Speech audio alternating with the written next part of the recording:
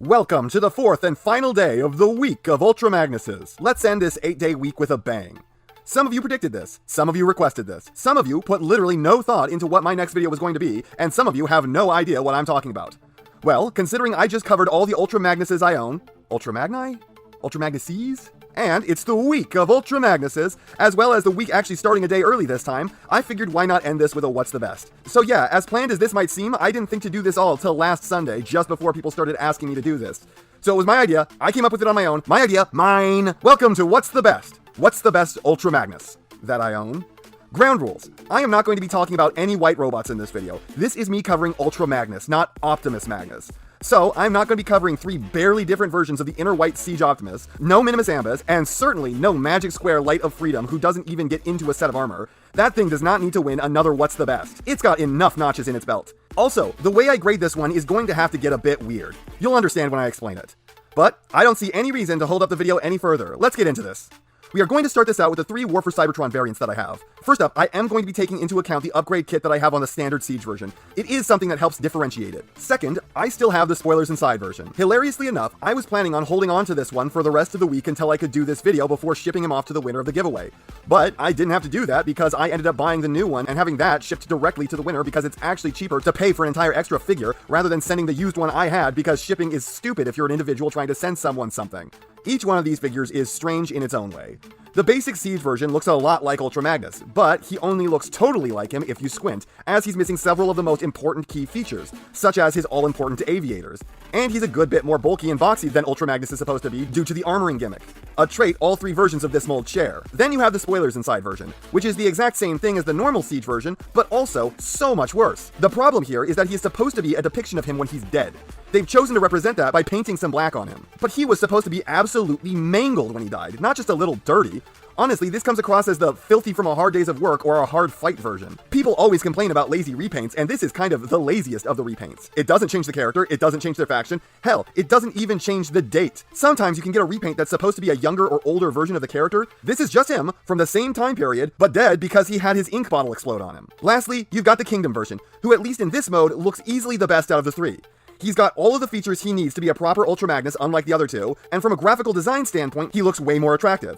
It doesn't just please me as a person who likes the G1 design, but as someone who likes good-looking objects in general. And this version has that on lock, between these 3 at least. Posability on these guys is substandard when compared to the rest of the War for Cybertron line. They just have less range on most joints than most other figures, and not really anything special that lets them stand apart, like say an ab crunch. They are all posing just about exactly as badly, but the normal upgraded Siege version is doing a bit better than the other 2 due to it having a deeper knee bend, and the Kingdom is the worst of all worlds, being that even if you manage to parts form the butt backpack off, he still doesn't have full leg range, unlike the other 2.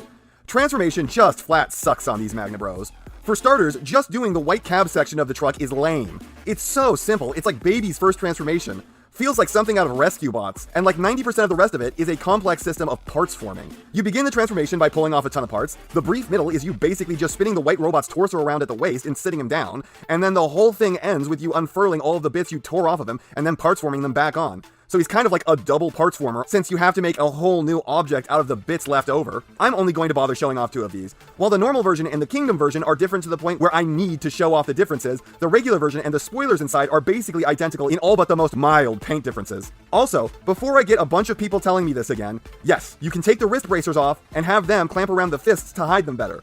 I did actually know this before making my video on the Kingdom Ultra Magnus. It's what I used to do before I found out where they're supposed to go, at which point I promptly forgot about this. It doesn't exactly sit the best, and while it does hide the hands, there is now an even bigger protrusion sticking off the back of the truck that shouldn't be there. But if the look of the fist hanging off the back is your main concern, this is an option, and at least a decent one. And the results are 2 incredibly similar alt modes that are worlds apart nonetheless. The Siege version turns into a space car carrier, and the Kingdom version turns into a space car carrier. I feel like I could be wording this better. Okay, so while the alt modes are supposed to be a space and an Earth version of the exact same thing, the aesthetics of where the trailer sits really changes up the feel of both. The Siege version, with its cab connected directly to its trailer, feels kind of like a train engine, whereas the Kingdom version is more like a normal truck, ? This is still very much a cyber future truck that doesn't quite pass for an Earth vehicle. And confession time, in my video on the Kingdom Ultra Magnus, I made a single small mistake during the transformation that a few people in the comments corrected me on, and that mistake ruined the alt mode. If you remember, I was very unhappy with the way this thing held together.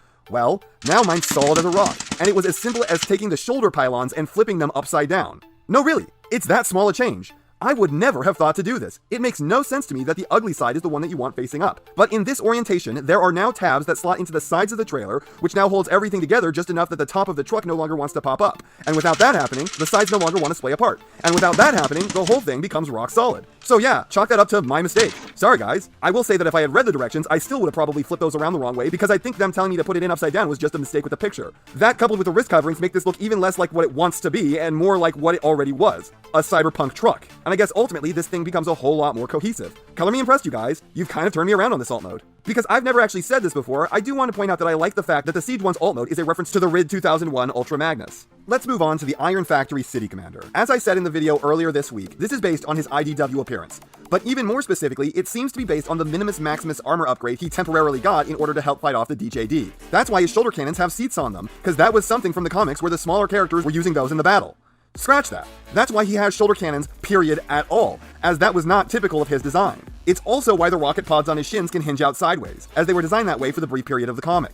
Honestly, realizing this makes everything a lot more accurate to the actual design he's based on, and a lot less of an Iron Factory specific stylized take. Yes, they did put a bit of their own flair on here, and it's not perfectly accurate to the design, as for instance the power stripes on the pylons should be much larger, and the fists should be kind of subsumed into the forearms, but it's still much closer than I gave it credit for initially. It also helps to explain why he is so much bigger than a normal Legends class, because while yes, he is supposed to tower over basically any other character, he wasn't typically twice the size of the next largest dude. It also goes some way towards explaining the head sculpt. This is still significantly off, but much more in line with the head as it was depicted in the few issues he had this upgrade. The realization of how this is actually based on the Minimus Maximus armor has seriously forced me to change how I rate this figure in the final rankings. So yeah, this is a more accurate rendition of the character than I initially gave it credit for, and it looks super cool. This guy is also likely one of the most posable figures of all time. Outside of ankle rotation, there isn't much he can't do. Backwards butterfly, forwards butterfly, ab crunch in multiple directions, fully articulated hands, and almost every joint has more range than any other figure out there. Transformation is this guy's one true weak point. It's not terrible, but it is bad. It really suffers from everything wanting to clash into each other, and there's really not anything clever about how it works. The alt mode is interesting though, as there never was a Minimus Maximus alt mode shown in the comic. This is really just a more direct translation of his alt mode from IDW in general. So it's an upgraded Ultra Magnus that turns into a non-upgraded Ultra Magnus. Interesting idea to say the least. Let's move on to the masterpiece. Look, let me tell you, I was not looking forward to reviewing this figure again so soon after having done it last time. Being forced to keep this thing at arm's length while having to swallow the camera at the same time in order to keep this behemoth in frame was a miserable experience. I really need to get a wide-angle lens for my camera. This guy looks great. I think he's supposed to be this big to reference the G1 toy being big enough to have an Optimus fit in it, but others in the comments have pointed out to me that it's this big so that way his truck cab can be the same size as the Masterpiece Optimus's. Of note, the knockoff is apparently improved over the normal version, as the official Masterpiece supposedly has a large butt flap in the way. Also, when I said that people don't really review this thing, a ton of people countered with the fact that the lazy eyebrow covered this, and then like 3 people brought up one other person each. Kind of proves my point when the vast majority of people only know of one person who's done a review of this thing. The look of this guy is fantastic, but it's a bit puffy like a Dreamwave comic, and there are a few traits that are off like the head. I can say for sure that despite this being a KO, the head is not different than the Masterpiece, going by every single picture I've seen of the official Masterpiece.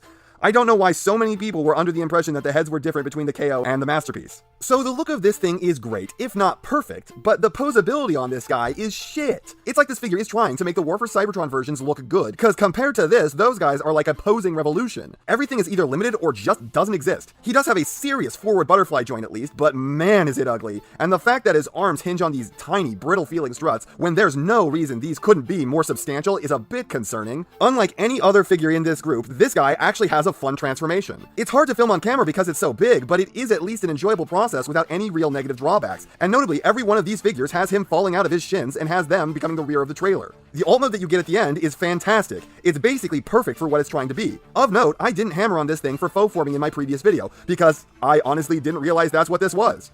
I just kind of thought it was mechanical detail they put there because they wanted to not have rolling wheels on the outside of the foot and decided it looked plain without anything there. Though now that I know it's faux forming, and I can't really bring myself to care about this. It does make sense as to why they'd want to change rubber rolling wheels into something different. Personally, I don't think they should have bothered, but I understand why they did. And if I don't want to deal with the faux forming, then I can just choose to not transform this bit. It really doesn't change anything, and it's kind of an extra thing, so it's not lazy on the designer's part like most faux forming is. Man, a lot of this video feels like acknowledgements and rebuttals of stuff you guys told me throughout the week. Maybe I shouldn't schedule stuff this way again, with the what's the best hot on the heels of the reviews of all the stuff in it. So, what's the best? This time, I'm going to have to change the rules a bit. The normal ranking of what's the most accurate to the classic interpretation of the character is getting augmented with a second category of what's the most accurate to the representation of the character the figure is trying to be. Obviously, the War for Cybertron figures have to go on the bottom. But the funny thing is, until doing this video, I originally thought the order they were going to go in was the spoilers inside last because it's just a dingier version of the regular one, with the Kingdom in the middle coasting on its accuracy to the classic interpretation of the character while having basically everything else be worse, and then the Siege version being on top of the three of them, as while it's not as accurate, it poses slightly better, and the alt mode both holds together better and is more cohesive. But now that I figured out how to get the alt mode to hold together on the Kingdom, and you guys reminded me of how to cover the fists, leading to a much more cohesive look,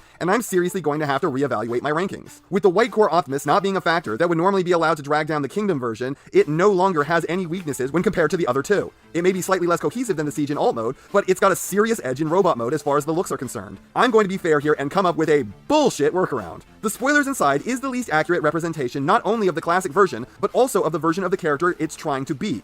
When Ultra Magnus died in Siege, 3 of his 4 pylons were destroyed, and he had a hole the size of his own head blown clear through his chest. Here, he's just a little dirty.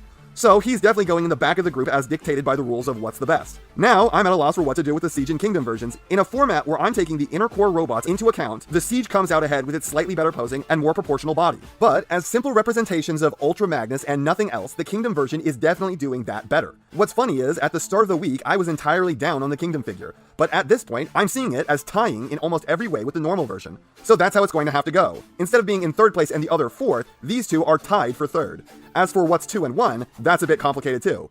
Originally, before making this video, I was going to rate the Iron Factory much lower on the accuracy category, even though I added the accuracy to the rendition of the character the figure is trying to be section to try and be a bit more fair to this figure and the Siege counterparts. This figure doesn't really look all that much like the normal IDW version of the character.